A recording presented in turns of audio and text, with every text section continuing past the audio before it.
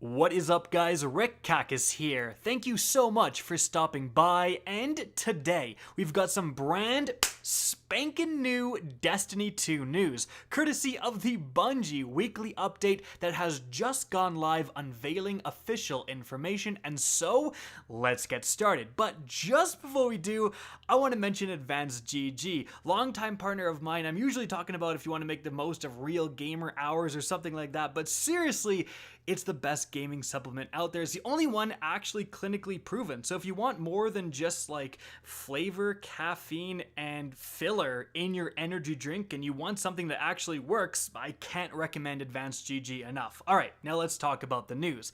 The absolute main big thing that happened today was the official unveiling of Guardian Games. This is the next big event that's hitting Destiny 2, coming up with next reset on April 21st.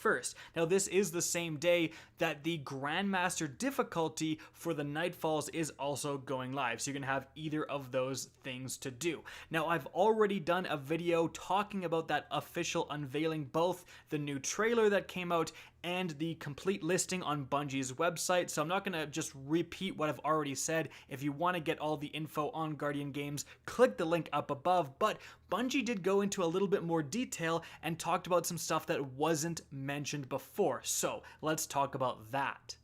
Firstly, Bungie went into a little bit more detail about the process of competing for your class. They said that you're going to have to get medals. There's bronze, silver, and gold medals that will be available to earn daily, each of which will focus on specific game modes. They say to earn medals, you have to equip your class item. So in the background is going to be the unique class items for the Hunter, then the Titan, and then the Warlock. You have to have those on, and then whilst those are equipped, you go out, you defeat enemies, you pick up laurels on the battlefield, and as you gain more laurels, you advance your quest for the medals you desire. And then you can turn those medals in to advance your team. Now, the big thing here is that Hunters are disproportionately mained. Like, more Guardians main Hunter than any other class.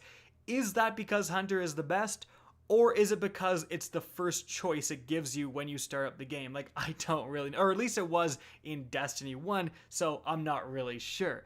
But Bungie actually acknowledges this, and they say to offset for the discrepancy so Hunters don't just win every single time, because again, more people play Hunter, the medals are weighted slightly differently per class to maintain an even playing field. They say, we aren't fiddling with the numbers to force wins on alternate classes. Hunters could still take this entire thing if they put the effort in, but it is just that. If you put the effort in, your class will win rather than the class with the sheer numbers on its side, which I think is a great thing. And this whole event just got a lot more competitive with that information in mind. But some more information about those class items. So, as you saw, they have the three different variants, bronze, silver, and gold. They're actually going to update the position your class is in. So if the first day the Titans win, the Titan marks will glow gold. And then the next day, if Warlocks win and Titans are in second place, they'll drop down to silver. So it's actually going to change its color every single day, which is super sweet. And by the way, whatever the placements are for the final day of this event, so if Titans come out on top and then Hunters are in second place and Warlocks are last, it'll lock those placements for these class items for the rest of time. So, Titans will always have that gold class item, and then the other ones are gonna be their respective placements too. Another thing people have been asking about is the exotic ghost shells. As you can see, here are the three different ones for the three different classes. That's great and all, but it was only kind of mentioned that there's an exotic quest to go and get these or something like that. Bungie goes into more detail saying each week, so this entire event Guardian Games is available for 3 weeks, so each week You'll be offered a free quest to earn an exotic ghost shell, one themed to each Guardian class. Complete this quest every week to collect all 3. So from what it sounds like, you can just stay on a Titan, which would make sense. Like if you have to switch classes to get these different exotics, then obviously you're competing for a class you don't want to win, you know what I mean? So apparently I think you can stay on a Titan and then each week you do a different quest, and then you can get all 3 exotic ghost shells if you are someone who has all 3 different characters. Of course, the exotic machine gun, the Heir Apparent, is also available to get. Talked about it in the previous video, so won't go over it here. But that's all the info for Guardian Games. Moving on from there, let's talk about the Guardian's Heart update. So this exclusive emblem is tied to Bungie's involvement with the COVID-19 charities going on. So any donation of $20 or more will get you this exclusive emblem. Of course, that's linked on the website, and Bungie is continuing to do things. I think you can still continue to donate, but it's continuing to do things with the community in terms of streams and so on by Bungie themselves and other content creators to continue the fundraising. So again, if you want to earn that emblem, definitely this is linked in the description down below. Moving on from there, I did want to talk about the next update that's going to be hitting Destiny alongside Guardian Games with April 21st. So firstly, here is the timeline for maintenance and when Destiny is being brought back upline, all of that stuff. So if you want to time your play session around that, there it is. Moving on from there, something involving beetle errors. Bungie found out that if there are more than 13 people in the tower, those additional people would get the beetle error at a way higher rate. So they're actually limiting the tower number to 12 from currently 26 until they can fix this error. Moving on from there, some very big gameplay impacting issues that are going to be resolved when this update hits on April 21st. So the Ward of Dawn will now correctly generate orbs of light. This is huge. If you cast a bubble, you don't produce orbs, which means you can't chain your other allies' supers as easily. This was a huge issue for running Nightfalls, especially because Ward of Dawn is so good in that. So glad to see that's fixed. Additionally, fully upgrading any bunker will now unlock the associated Warmind security triumph. Interacting with the statue of Sojer Idio from the Wish Ender quest in the Shattered Throne, I know I pronounced that wrong, will no longer crash the game. That's good, so you can now get the Wish Ender. The level 32 PDS upgrade can now be used to clear the bunker by any character, and Rasputin's Daily Seraph weapon can now be claimed on any character. So those two things were causing a lot of issues.